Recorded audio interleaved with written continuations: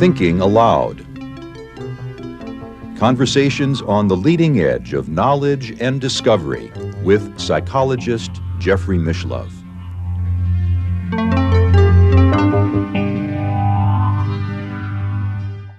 Hello and welcome. I'm Jeffrey Mishlove. Today, we'll be exploring the research and practice in energy healing, or psychic healing, if you will.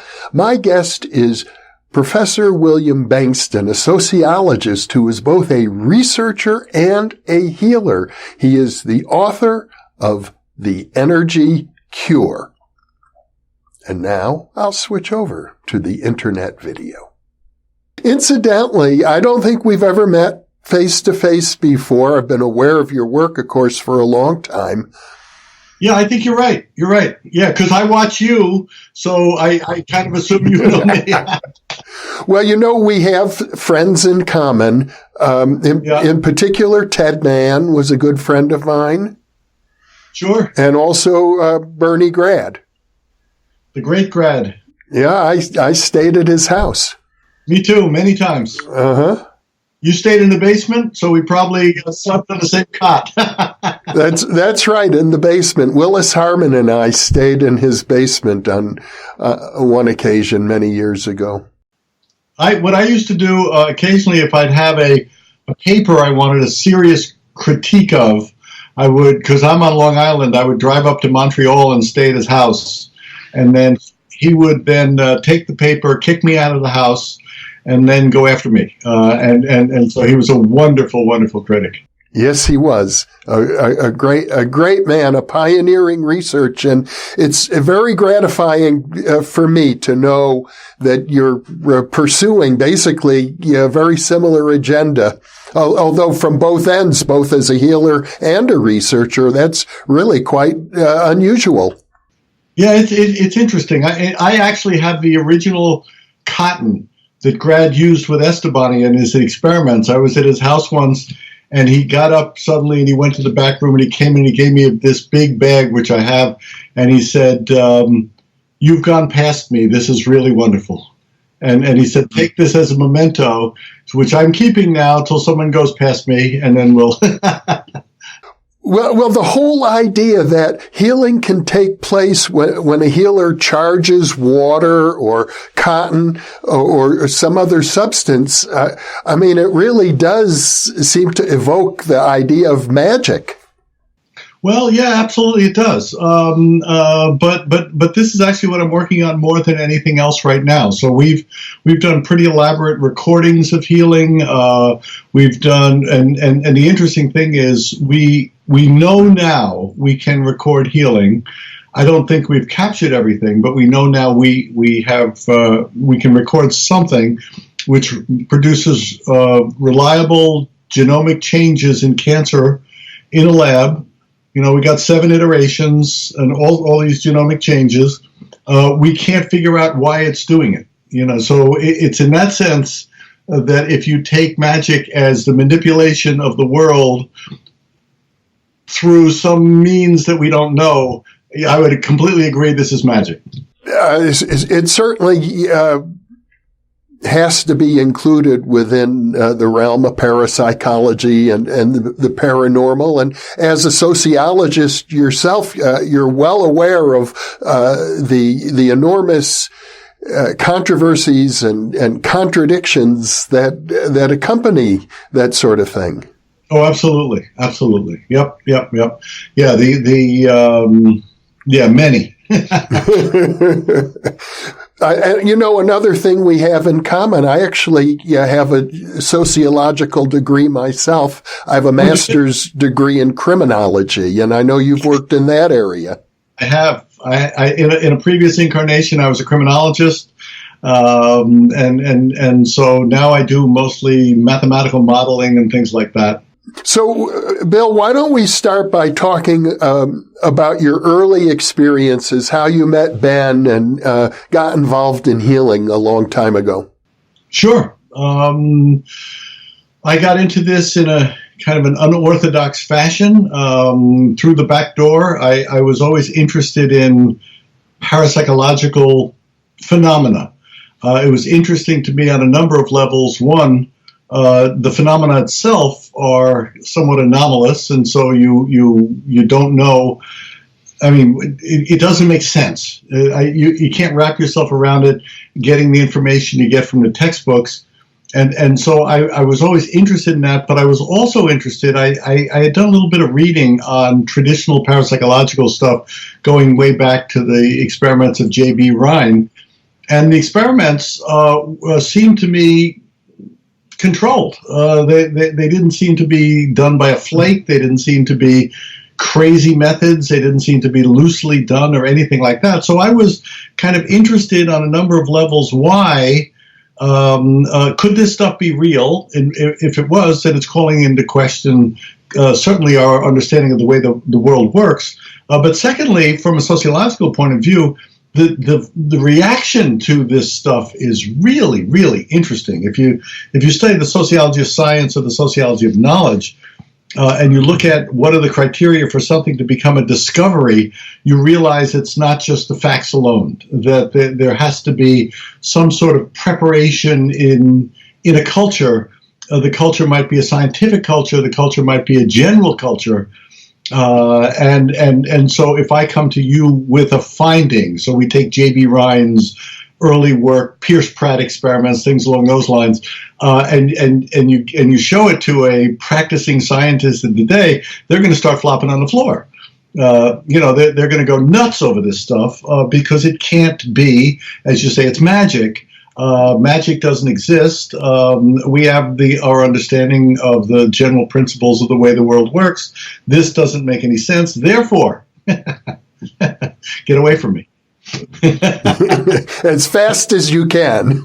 As fast as you can. And I find that seriously, I think I started out, when I started researching this stuff 100 years ago, I was naive because I still had the idea that if I showed something or something occurred, then and it was a real phenomenon, demonstrable phenomenon, reliable phenomenon, that people would say, okay, let's examine this methodologically and come to a conclusion, rather than starting out with the conclusion and then reverse engineering why you lost your mind. Well, as a sociologist, I'm sure you're aware of the dozens of reasons why people would be threatened by magic. Oh yeah, absolutely, yeah, and so the interesting phenomena, though, you got to make a distinction between a public persona and a private persona, and you have to say certain things on the outside. We have to say certain things out in public.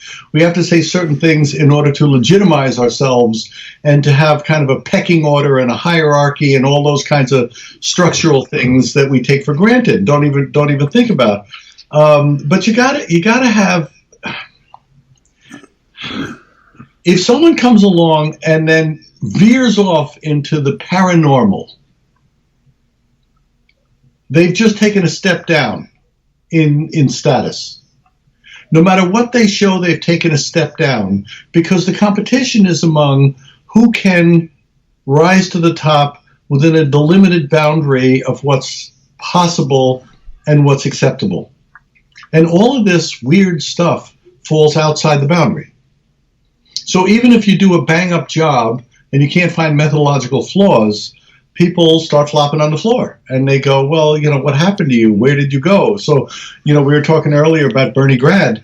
Bernie Grad, traditional oncology researcher, all sorts of discoveries, traditionally founded that he went off the rails and he started into the healing and he started into this weird kind of stuff. And then he took it on the chin. He took it really on the chin. And I didn't fully understand that when I started this a long time ago. So finally getting around to your question, about 100 years ago, I was lifeguarding and I heard there was a psychic who was a member of the place I was lifeguarding. And I'm a skeptic. I remain a skeptic. You were a teenager at the time, as I recall. I was in my 20s, in my early 20s, close enough, but not too far removed.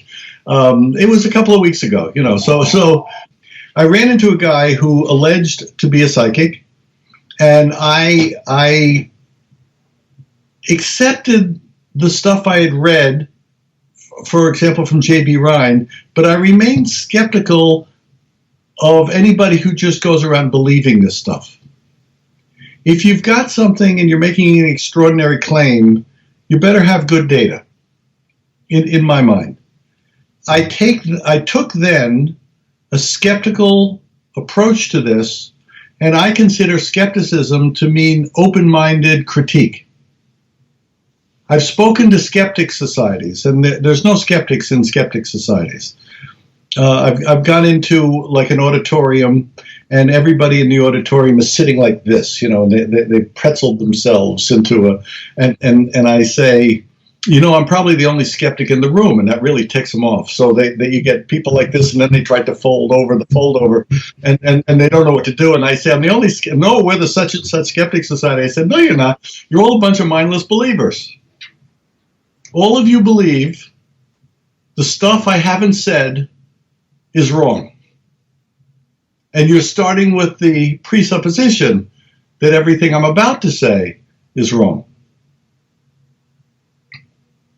A skeptic would look at the stuff, question it, see if there are flaws, and make a determination based on the presentation. And the interesting thing that happens when I talk to a skeptic society is they don't know what to do because I present healing data and it's pretty straightforward. I can't find methodological flaws so far, and so it's pretty straightforward, and they don't know what to do. And so they start making up methodological critiques that don't make any sense. They start telling me that it couldn't be because it's impossible, and since it's impossible, the next step is it couldn't be. At the end of the presentation, though, without fail, people will come up to me one at a time, and they'll look around like this, and then see if anybody's too near them, and then they'll come up and they'll go, "That was great," and then they'll run away, and I say, "Thank you," and they run away, and one after another, but they'll wait until they think nobody else can see them. And so it turns out, my observation is, even among the skeptic societies, there are people who are really curious about this stuff. And their identity is as part of the skeptic society. And so this is where their friendship network is. This is where they get their social life. This is where they get all this kind of thing. And so, as with any organization, you're only allowed to say certain things out loud. So if I took a group of Republicans and put them in the room, they're only allowed to say certain things. If I take a group of Democrats and I put them all in the room, they're only allowed to say certain things. If I take a group in a skeptic society, they're only allowed to say certain things. You can't publicly talk about this crazy stuff too much. But there's an urge, there's a yearning, I want it. And I found this all over the place. We talk about a scientific society, or we talk about a cultural shift. There's a yearning for this stuff. And I think the yearning comes from a couple of things. One, a perception that the world isn't the way we think it is in the textbooks. And two, just nice and simple and personal, all sorts of people have all sorts of experiences. And then I have all sorts of people having all sorts of experiences, and I'm not allowed to say it. And if I'm not allowed to say it, I actually can come to the crazy idea that I'm having the experiences, you're not, because you have the experience, you're having these experiencing, I'm not, and we're not allowed to talk to each other. But if we get people alone, they start to open up and they unfold. It's an interesting phenomenon. Yeah. And getting back to your question, which probably nobody remembers, but getting back to your question, I ran into a guy who said he was a psychic. And I said, "Show me." And he said, "Okay." And so I handed him some stuff, what parapsychologists would call psychometry. And he would hold stuff and he would get impressions. And the stuff he said was remarkable to a skeptic. It was remarkable. And I started then to say, I wonder if this is real. And could it really, really be real? Not wannabe, not fantasy, nothing like that. But is there something really to this stuff? And it's different when you read the work of J.B. Rhine versus you're seeing it right in front of you. It's visceral. And so I started to design. I was reasonably skeptical and also reasonably good at designing studies even way back then. And I started to design double-blind studies of psychometry. And this guy was for real. He was, I say this as a card-carrying skeptic. This guy, startling. And the interesting thing, which happened to me, as the personal story goes, is that he morphed spontaneously into a healer. And the way he morphed into a healer was when he would do psychometry. He'd be doing an object reading on something or other. He started to pick up the person's physical symptoms. And the person's physical symptoms, he would feel on him, and they would allege that they were getting better. He didn't believe it. I didn't believe it. We said, this is crazy talk. And so we heard anecdote after anecdote after anecdote. He would do a reading, someplace else that he'd never met, because we were double blinding all this stuff. Person would have a migraine headache. He'd pick it up. He'd feel the headache. And the person with the migraine would say that the migraine went away. And we just said, this is nuts. So I said to him, as someone who actually was in pain, I didn't say to him, he picked it up, but I had a bad back for several years. I'd given up a swimming scholarship in college. I was a butterflyer who couldn't arch my back after 100 meters. I'd been worked on by anybody you can think of, and I was like many, many, many people experiencing just chronic pain all the time. Nothing debilitating. It wouldn't take me out of the game, but it hurt. And so I said to him, "Put your hands on my back." And he said, "Then what?" And I said, "Fix it." And he said, "How?" I said, "Stop asking me stupid questions. Just do it." I think I came up with the Nike slogan. Just do it. Put his hands on my back, and short story is, I haven't had pain since. And this is a long, long, long time ago. We're talking the 1970s, as I recall. Yeah. I don't get pain in my back. No matter what I do, I lift, I sports, I simply don't get back pain. If this is a hysterical suppression of symptoms, I'm all in. So you had chronic pain that went on for years, and after one or a few treatments, it went away permanently. It was one. Yeah, I don't see that very often. I don't see in healing one thing and then, that's it, that's all. So if you're in pain, and again, this is a personal, visceral thing, if you're in pain, you don't forget it. I mean, you do forget pain, but you don't, it is pain. You are in pain. You don't need to read about it. You're in pain. And someone comes along and takes it away. It's startling. And of course, you spend quite a bit of time trying to bring it back, having failed in the attempt to bring back a bad back and you come to a personal, visceral, this is real. Had I stopped then, this is real. Now, my career trajectory, if you will, I had door number 1 and door number 2 at the very least. Door number 1, which would be, okay, my back's better, spontaneous remission, this, that, the other, let's make it go, and let's not think about this too much. Because I'm not a believer, he wasn't a believer, and we had never seen this phenomenon before. So door number 1 is turn around and run away. Door number 2 was, what in heaven's name just happened? Let's see if we can get to the bottom of this. So for better or for worse, I took the second road. And I said, let's see if we can figure out what happened here. And I've been doing it ever since. Mm-hmm. And as I recall, fortunately, you had a visitor to the group that you and Ben had set up who was a biological researcher. Yeah, and we ran into a whole lot of scientists and such. The immediate response is, of course, let's do it again. Now, you couldn't do it to me again because I didn't have a bad back, but let's put your hands on people who have bad backs. Let's put your hands on people who have this and people who have that. And we saw some pretty clear things. You know, we were talking about magic. If you think of magic as something instantaneous, I didn't see a whole lot of magic. The closest to a healing magic was me and my back, because it literally was under 5 minutes. That's close to instantaneous, but that would be a rare exception, and nor even at this point do I have any idea why some things work so fast and some things don't work so fast.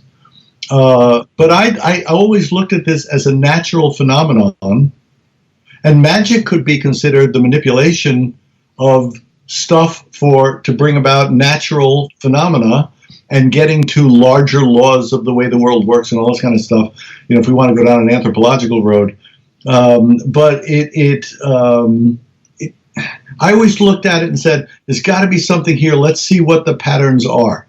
And the patterns were simple. Some things didn't respond. For example, didn't respond. Benign growths did not respond. So if you had it became a standing joke, but it's real. If you had a wart, we could treat warts all day and all night and nothing would happen. And to this day, it's kind of fun because, and now I'm a little bit more familiar with the world of healing and healers. And when I tell the story about we can't do warts, people mock me and they say, you know, any idiot can do a wart. And I say, well, this idiot can't. And I said, and I'll take it a step farther.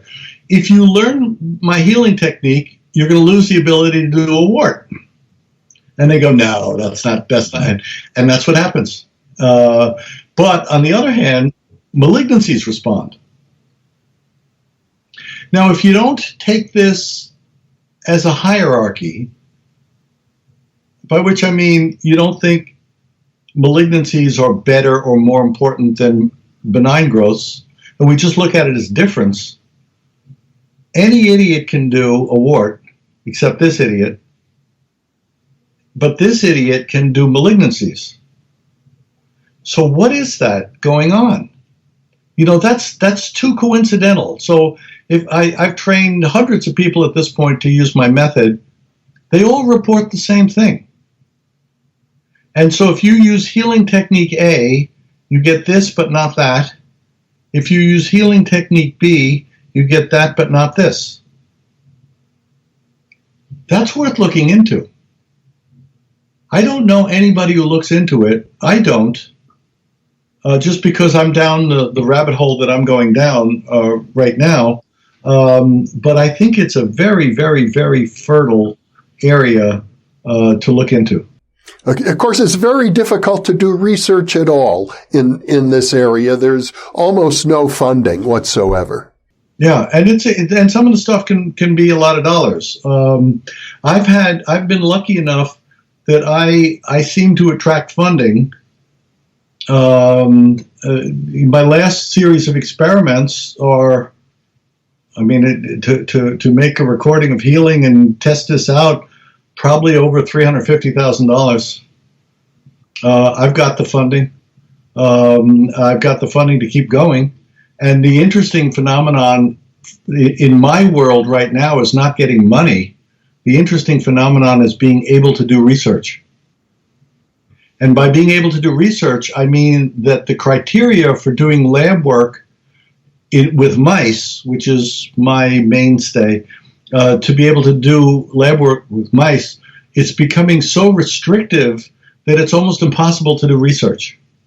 Before we get into the details of the research, I think it would be interesting to talk about how you yourself became the healer in these studies, because where we left off, it was your friend Ben who was the healer, and you were the observer. Yeah, and I was looking always for a this or that kind of thumbs up or thumbs down on a test. I like things in real simple terms. And so other people are far more complex than I am. I want to know in a nice, simple question, yup, nope, something works, something doesn't work, the work goes away, the work doesn't go away, the malignancy goes away, the malignancy doesn't go away. These malignancies work fast, these malignancies work slow, and so I like measurable, kind of in-your-face kind of results. And so with a buddy of mine that I met at meetings at Ben's place, he was the former acting provost of City University of New York. I think he also might have had an interim presidency there, but he was at the very least the chair of the biology department and a pretty well-known researcher in conventional things. His name Dave Crinsley, no longer with us. But Dave was you talk about putting your professional reputation on the line. This guy was on the cover of Science and Nature and, all that kind of stuff. All the prestige. He was the lead on a bunch of the moon rock stuff, and on and on. And we're sitting there, and Dave was curious and just looking and watching and looking at this person get treated and that person get treated. And he and I struck up a pretty good friendship, very good friendship. And he said, I think I can pull some strings and get some studies going. And I said, black and white, yes or no, works, doesn't work, binary outcomes. And so he went poking around, and the head of the biology department at Queens College had a researcher in his department doing research on mammary cancers for 20 years, and mammary cancers in experimental mice. If we were speaking to a group of biologists, everybody would know the mice we're talking about. Everybody would know the cancer. There's literally over 2,000 published studies on these mice. Now, this is my wheelhouse. There's 2,000 studies on these mice. Everybody knows what happens. So you take a certain number of cells, cancer cells, you inject them into this kind of mouse, and you know what happens. And it forms a beautiful normal curve. No mouse has ever lived past 27 days after injection. The standard deviation of death is 3 days.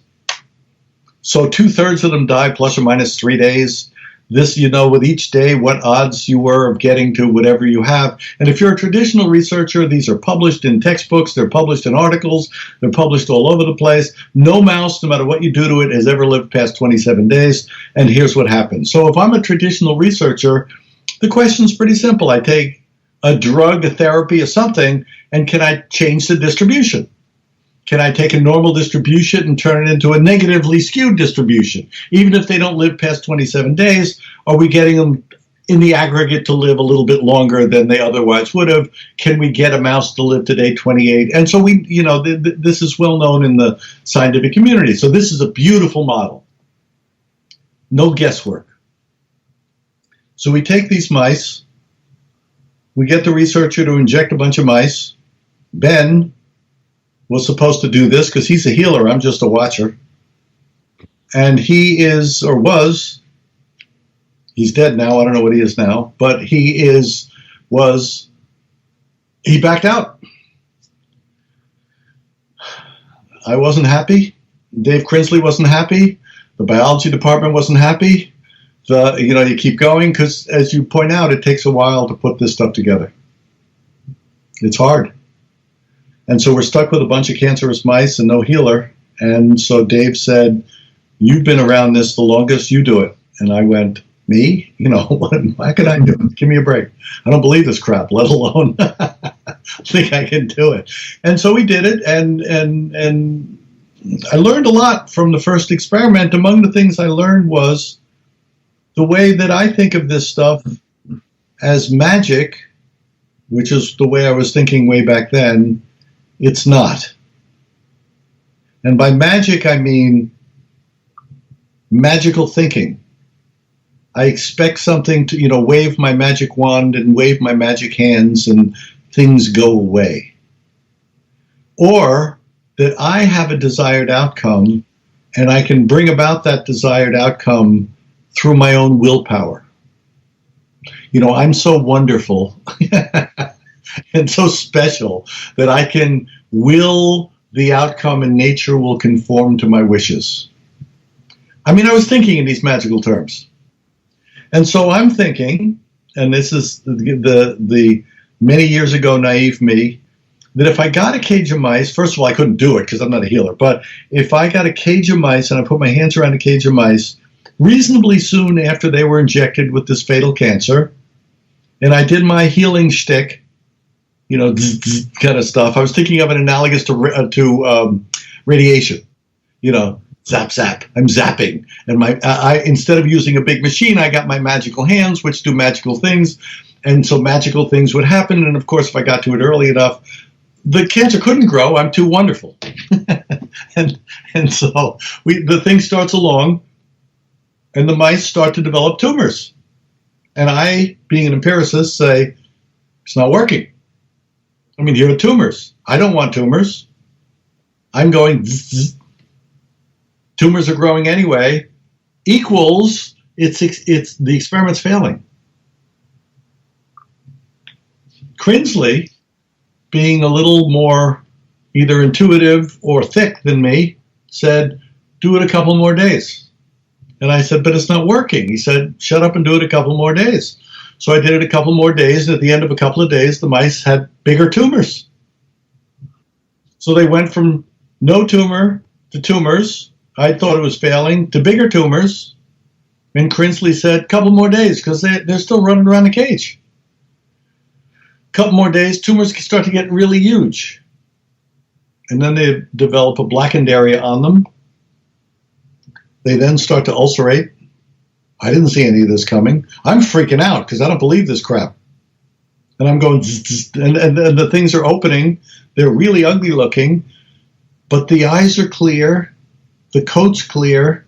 The mice are running around with an ugly appendage on them, but they're running around having a good time. Couple more days.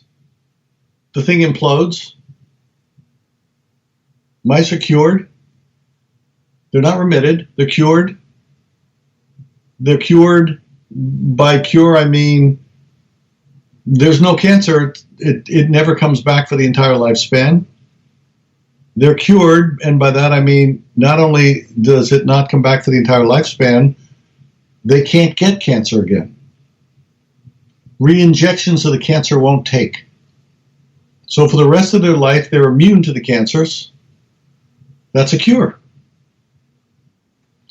At this point, we've done it 18 times with various types of cancers. It's no longer an interesting question whether healing happens. It's no longer an interesting, I mean, the biologist freaked out. And this, incidentally, is how I met the great Bernard Grad. Grad, being an oncology worker, knew these mice. They were all over the place. You know, I mean, these are the most commonly used mice in research at the time. And Grad had used these exact mice on all the healers he met. And so Estebani couldn't fix these mice. And all of the other folks that Grad worked with had no effect on the cancer. So when I cured them, it got his attention.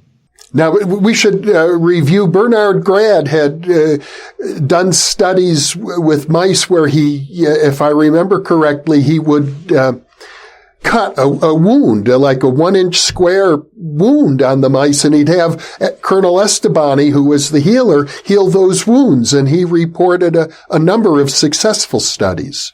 Big time. Plant growth, putting poison in plants, goiter in mice. The great Grad is the guy. So what I'm doing may have been a little more extensive than he did, but he's the guy. He's really the first researcher to do double-blind studies on psychic healers, to my knowledge.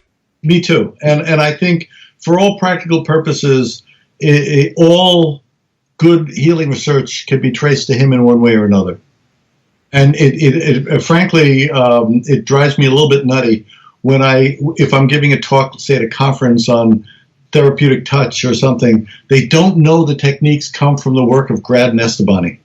And this bugs me a little bit. As you knew him, I knew him, and one of the most humble, wonderful people of all time.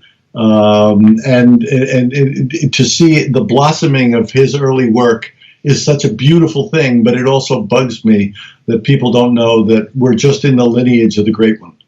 And I remember talking to other parapsychologists who first learned about Grad's research. I think he published some studies back in the 1960s even, and they were in disbelief. They thought at that time, well, you can have card guessing and dice experiments, but psychic healing, that's a step too far. Yep. And so again, we have a boundary. And so my weird stuff is okay. Your weird stuff is not okay. I wrote a paper called The Boggle Effect. It has a couple of connotations. One is my stuff's okay, your stuff is not okay.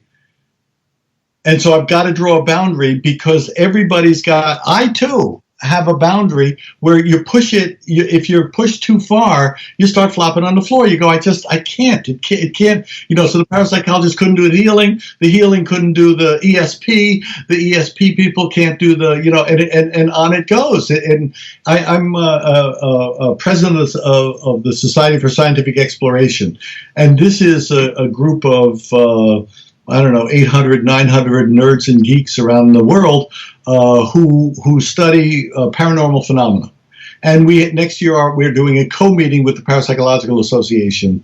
But in any event, the Society for Scientific Exploration, I presented my data of various experiments at the place, and it came to my attention that somebody, I'm not going to give a name, but somebody in the society, well known, said to someone else, it can't be, the stuff that I'm doing, it can't be. It's not possible. It's like you're saying, it's too far. This is okay. That's not okay. Bengston goes too far. And I got real defensive at first when I heard this because I said, well, what am I doing wrong? Find a methodological flaw. I'm fine. Make it better or find where I'm screwing up. I'm okay with that. And so I felt, this defensiveness internal because I do reasonably careful studies and I found this defensiveness. And then it occurred to me, I have the same feeling about his stuff. And so I'm sitting there feeling, give me a break, my stuff's wonderful. He's sitting there feeling, give me a break, my stuff's wonderful. But both of us have difficulty with the other stuff. And we're in a society that does controlled studies on paranormal phenomena. And everybody, no matter who it is, has a boggle button that if you go too far, you go, yeah, that's too much. So healing, and I've run into this, healing can be okay, but you can't heal cancer. Which was, in effect, what Bernard Grad's experience had been. Yes. And the great Grad had some experiences that were really interesting. He would call, we became very good friends, and he would call me up. He was a late night person. So I get calls at 1 o'clock in the morning, and it would just start out going, this is Grad. And I would say, this is Bengston. And then he wouldn't say hello. He would just go, this is Grad. And then he'd start it with a question. He's yelling at me at 1 o'clock in the morning. And so 1 o'clock in the morning, he's going, what were the cage made of? I said, what are you talking about? He goes, your mice experiments. And he's yelling at me. And he says, your mice experiments, what were the cages made of? What do they look like? And I said, well, you're a biologist. Give me a break. They're mouse cages. They're plastic on the side, metal on the top. They got a water. He goes, with absolute assurance, you can't heal through plastic. And I said, I'm sorry, I didn't know. I won't do it again. I apologize. But the great Grad, and I don't say that lightly, the great Grad was taking his experiences, concretizing them, and turning them into a rule. So he was okay with me curing cancer, so long as I could show the kind of cancer and the this and the that and the protocol and all that stuff. And he goes, yeah, you cured cancer. But he wasn't okay with being able to heal through plastic. And that was real to him. And everybody's got that. I do research and you do research and everybody does research and we're doing this and that. And we're taking our experiences and we're taking the occurrences which occur, the data which we run into, and we're trying to concretize it as if we know enough to come up with a rule. And once we start doing that and excluding those who violate the rule, we're doing the same things we complain that the other folks are doing to us. We want to have the illusion that we understand how it works. Let's talk for a bit about the method that you've developed, because in addition to working with mice in the laboratory, you have treated many human beings. I wouldn't be surprised if you've treated over 1,000 or maybe several thousand people by now. Yeah, I probably haven't done 1,000 people, but certainly there's more than 1,000 people who have used my method that have done it. So right now, I'm trying to spend my time in the lab and trying to go down a particular research path. When folks come and they want a treatment for this or that, I farm them out to folks who have learned my method. And frankly, and this isn't false humility, I think probably a bunch of the folks that I've trained are much better than I am. And that's not false humility. It goes back to the plastic problem. In my experiences, I now think, I know some of the rules of healing, and a newbie comes along and thinks Bengston is full of it and can be more playful with the stuff than I can, and therefore they're able to do more than I can. Mm-hmm. And I think that, it's all tied together that way. Mm-hmm. Grad knows you can't heal through plastic. I never heard the rule. Other people, I say my experience is when you're doing a person, if they've got cancer, if you combine healing and killing, if you combine two therapies with different polar opposite approaches, most traditional therapies try to kill. They're trying to kill cells. They're trying to kill tumors. They're trying to do all that stuff. If you're healing, you're trying to heal the stuff. Very different. And I'm wondering the interactive effects of healing and killing, and I'm not a big fan of combining them. And frankly, my clinical failures have been of those people who have combined the healing and the killing. In other words, chemo and radiation. Yeah. And so I'm going to try to, but instead of using hands, I'm using a machine, and I'm trying to radiation does a beautiful job at killing cells. It's a very different thing than curing something, but if you have a targeted bunch of cells and you want them dead, we've got the arsenal to kill them. If I suspect that the mechanism of healing is very different than the mechanism of killing, and healing and killing may not be great combinations. And you bring up several times magic. There are people who think of healing as somehow separate from nature. And not so. You go into conventional medicine, and you can talk about, for example, the negative interaction of statins and grapefruit. If you're on statins, you shouldn't eat grapefruit because yada yada yada. And there's not enough attention, in my opinion, that people put on interaction effects. But they think, well, I can do chemotherapy, I can do radiation, and then I'll throw in some healing. But healing is spiritual, and therefore will have no interactive effects with the other stuff. Why is it different? That's crazy talk. So my stuff does this, but not that. Other stuff does that, but not this. What happens if you combine my healing with their healing? Does it produce an emergent property of something new? Is it additive? Does it subtract? Do they cancel each other out? In the same way you could talk about any combination of conventional therapy that might enhance or might cancel each other out.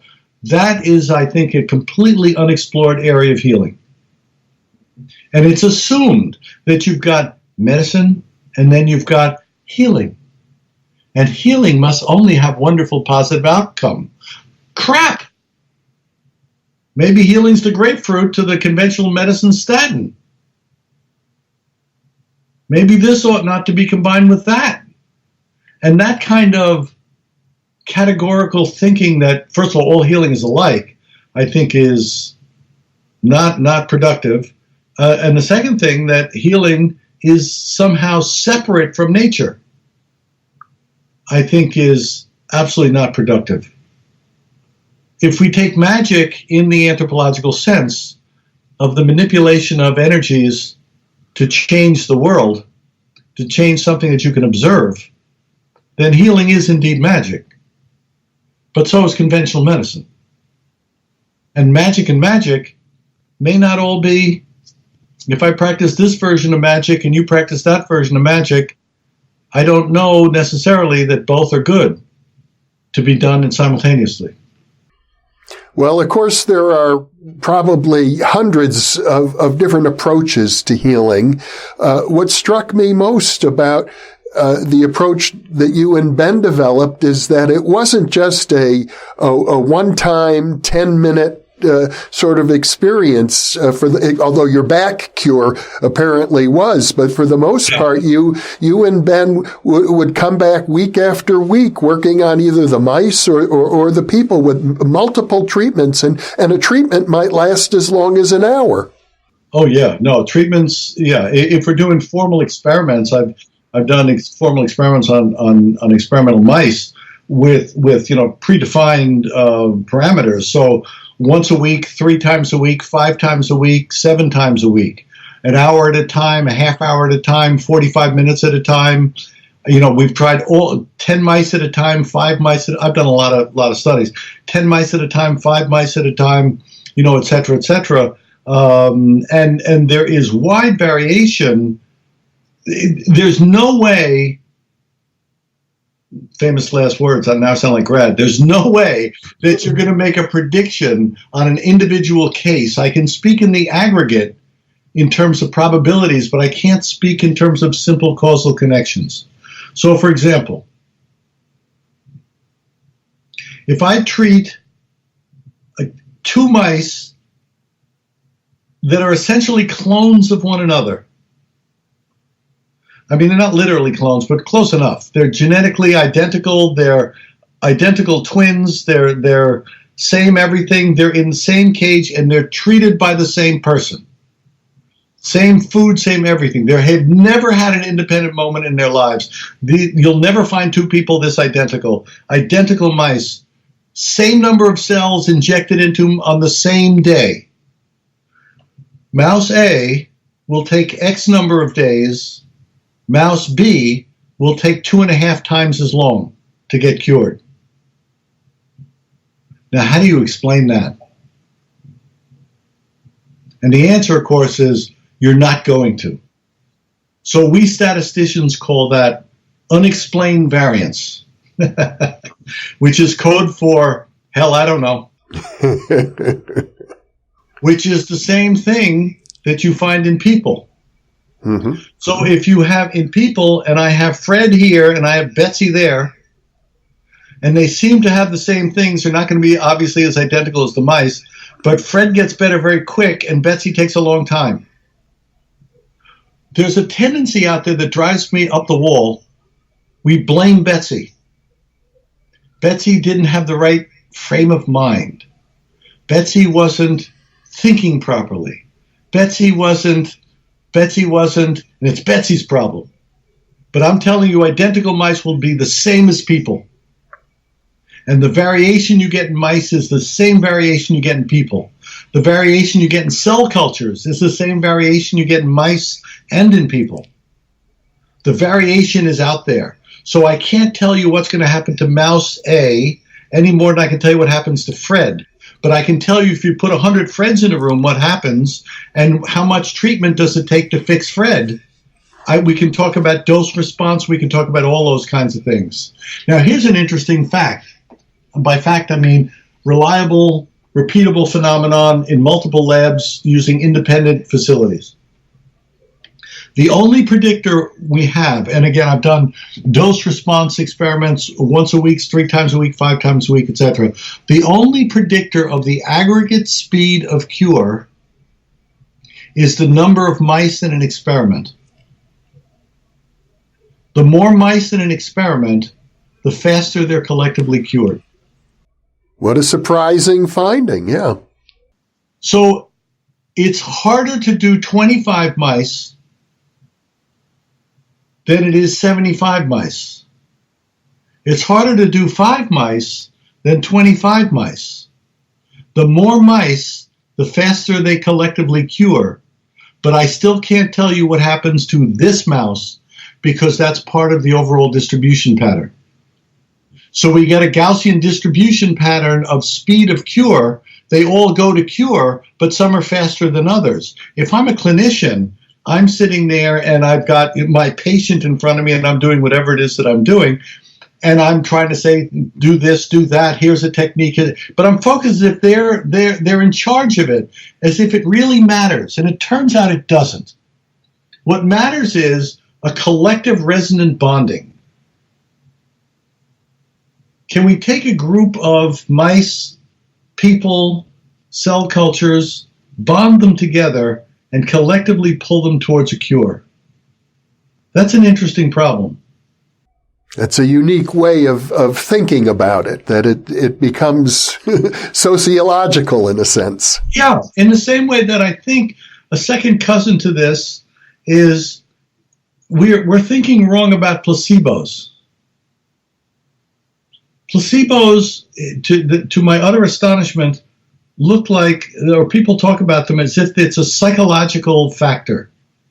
If I believe, and I can take a pill that says placebo on it, and you give it to me, and you've got your white coat on and all that kind of stuff, and they talk about the expectations and the this and the that. I think this is off. This is way off. And if you look at the data on placebos, it's reasonably interesting. It doesn't make any sense from an individualistic point of view. It makes sense from a collective point of view. And one of our faith-based assumptions in all of experimental science, certainly, is that physical separation means independence. So if I take a mouse over here and I take a mouse over there, if one mouse is here and one mouse is there, they're independent of each other. Don't be an idiot. The mouse is here, the mouse is there. But what if physical separateness is an illusion? What if physical separateness can be violated? Well, which is certainly the idea behind quantum entanglement. Yeah, and I don't like the term quantum entanglement. I mean, not for quantum things, but I like the term resonant bonding, which I think are fluid. Quantum entanglement is a one-directional process. You become entangled. And then you have non-locality and all that kind of stuff. Resonant bonding, everybody knows what resonant bonding is. They've all experienced it. You can love your dog on Monday and hate your dog on Tuesday. Now, it's the same dog. What changed? It's the bond. So I'm connected to my dog. You can be connected to any person, place, thing, idea on Monday and not on Tuesday. And so I think the question of when we're talking about placebos as well as healing itself, what are the rules of bonding and what are the rules of unbonding? How does one connect and how does one disconnect? But it's not entanglement. I'm not entangled for life. I'm not entangled in anything approaching perpetuity. I've got a connection. If I've got a connection, maybe there's what many people have taught, non-locality.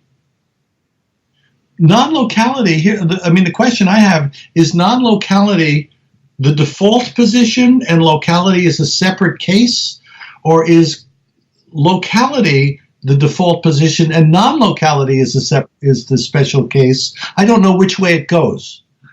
I'm not, that's past my pay grade. But in any event, there can be locality and there can be non-locality. When we're dealing with here's the dirtiest little secret of placebos. Placebo responses are directly proportionate to the stimulus used. And placebo responses get stronger as the sample size goes up. So if you've got 5 people and 5 people, the placebo effect won't be as strong as if you've got 100 people and 100 people. Now think of my mice. If I give X drug to this group, I get X placebo response. If I give 2X drug, I get 2X placebo response. Now, how can that be something that's suggestible?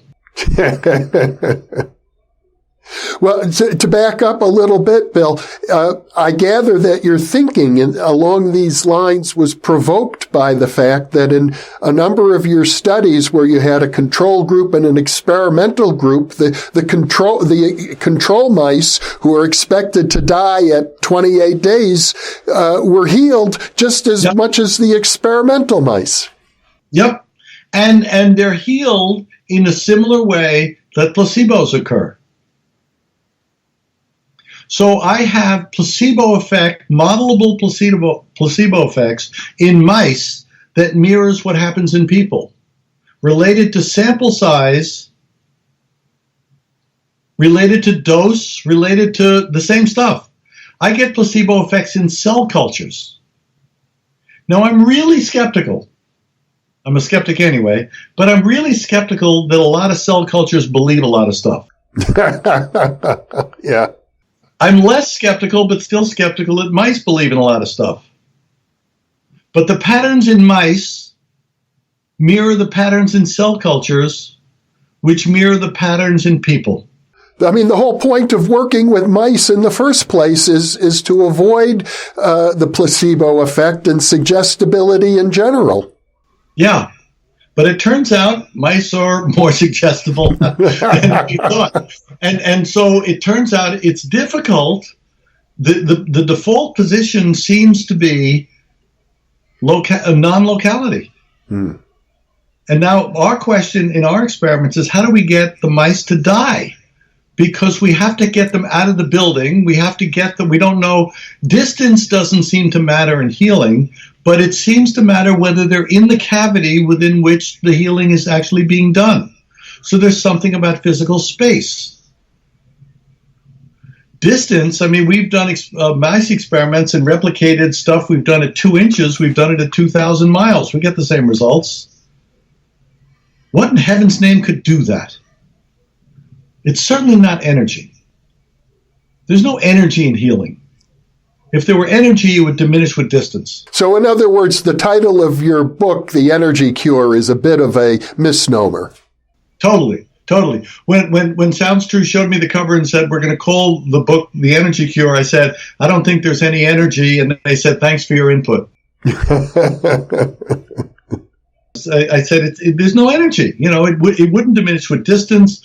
Not none, but a chunk of the data are contrary to what you think of as energy.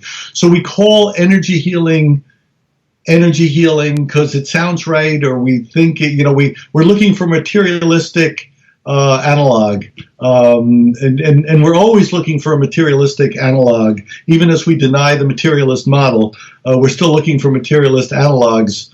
Trying to make ourselves comfortable, but it simply doesn't make any sense. So I'm perfectly fine calling it weird healing, hocus pocus healing, anomalous healing, paranormal healing. Healing, I have no idea how it works. Healing, but it's not energy. It's not taking on the characteristics of energy. Well, I certainly have the sense from your description of these various experiments and experiences that the mindset of the humans involved create at least temporary constraints on what's going on. I think so.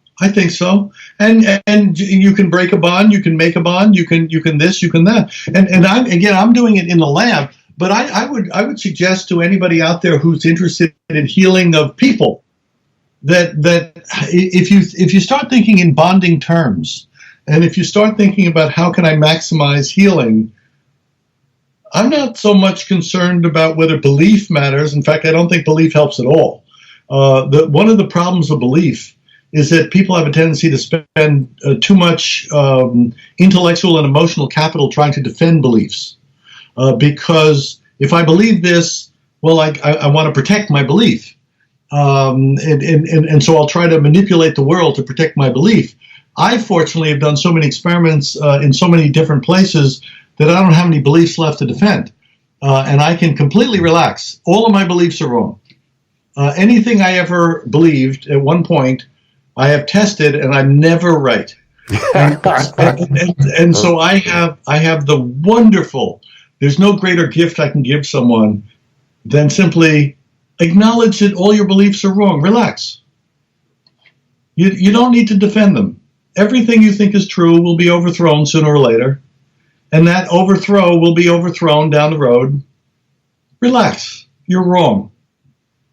And you can do an experiment, or you can do a healing, or you can do whatever with more of a playful innocence than trying to replicate what you did before and trying to see that they get, and you can't heal through plastic, and you can't do this, and you can do that, and here are the rules. I mean, there's nothing more bizarre to me. You've probably run across this someplace or other, like a big, thick healing manual. As if you follow this, then magic occurs. Well, that's the same thing as taking a witch's brew and throwing in this into the cauldron and saying this plus this plus this equals that. Come on, folks. You don't have it in a manual. You don't have the sacred incantation. You don't have the ritual that works. When you do ritual, you're going to begin the decline effect. Relax, be playful, observe. Nature's pretty interesting. You don't need to do it as a defense of beliefs. Well, Dr. William Bengston, this has been a very enlightening conversation. I think that many of our viewers will probably be inspired to experiment and explore healing potentials themselves. And so I want to thank you very much for being with me. You're very welcome. Very welcome.